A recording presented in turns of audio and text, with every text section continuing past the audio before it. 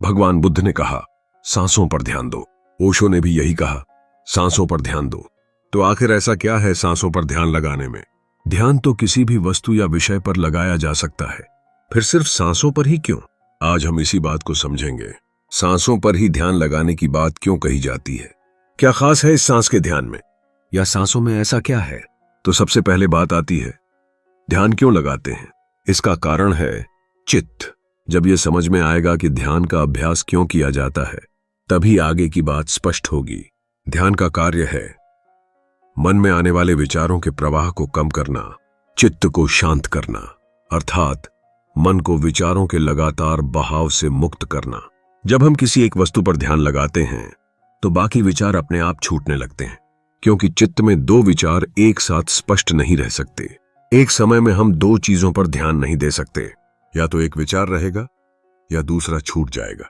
इसलिए जब हम किसी एक चीज पर ध्यान केंद्रित करते हैं तो बाकी विचार अपने आप कम हो जाते हैं, क्योंकि मन एक समय में स्पष्ट रूप से एक ही कार्य कर सकता है।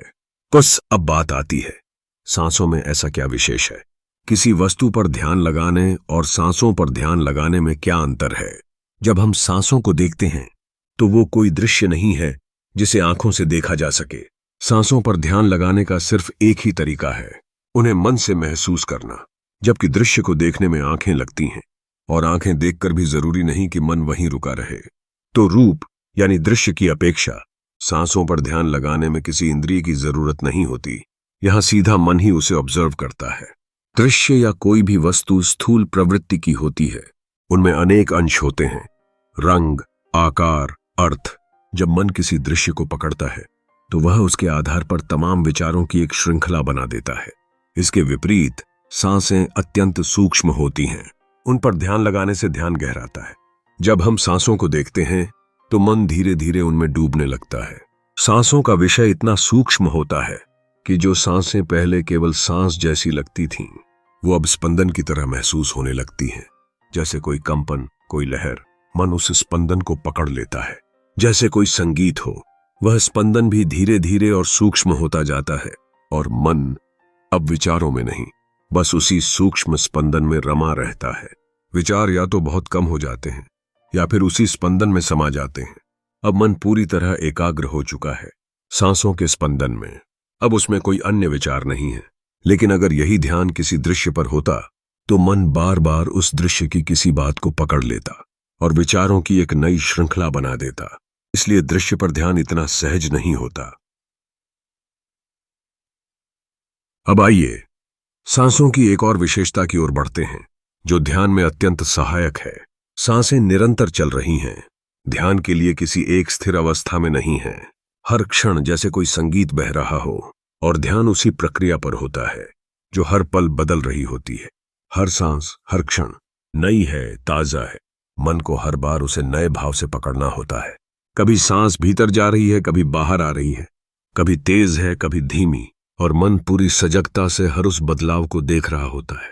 वस्तु पर ध्यान लगाने में विषय या तो एक होता है या कई, लेकिन उनमें नवीनता नहीं होती, वो स्थिर होते हैं। जबकि सांसें हर एक क्षण में नई होती हैं, हर एक सांस पिछली से अलग होती है, और मन हर क्षण उस नवीनता को अनुभव करता है। वह सांसों को एक घट रही प्रक्रिया की तरह देखता है। सांसें सूक्ष्म हैं, एक निरंतर चलती प्रक्रिया, और हम बहुत सहजता से उन पर ध्यान लगाकर उनके पार भी जा सकते हैं।